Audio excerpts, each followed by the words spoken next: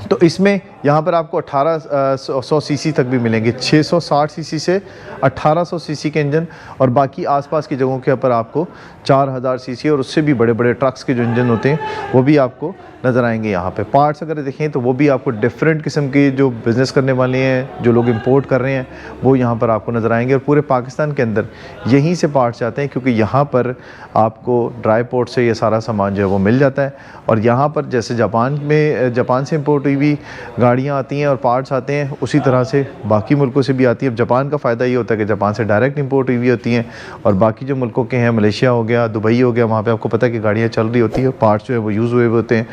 तो उसमें जो बाकी पार्ट्स बच जाते हैं वो फिर उस रास्ते से होते हुए यहाँ पर आते हैं। तो ऐसा नहीं है कि वो भी काम की नहीं होती, वो भी काम के होते हैं, लेकिन ये जो जापान में आपने देखा कि जिस तरह से गाड़ियाँ इस्तेमाल हुई भी होती हैं और कम चली भी होती हैं, तो उसके पार्ट्स और उसकी उन गाड़ियों का जो है वो कम से कम ये फ़ायदा होता है। तो इसमें आपने देखा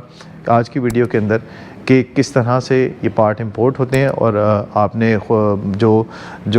थे आपके जापान से जो इंपोर्ट कर रहे थे भाई फजले सुभान भाई ने जिस तरह से आपको बताया कि किस तरीके से आप पासपोर्ट के ऊपर गाड़ी जो है वो ख़रीद सकते हैं, और कैसे यहाँ पर आपको कितनी सस्ती पड़ सकती है वो गाड़ी, ये भी आज की वीडियो के अंदर आपने देखा। तो मज़ीद कुछ जानना चाहते हो तो कमेंट कीजिएगा, इनबॉक्स कीजिएगा, ज़रूर हम बताएंगे आप उस हवाले से, और चक्कर लगता रहेगा हमारा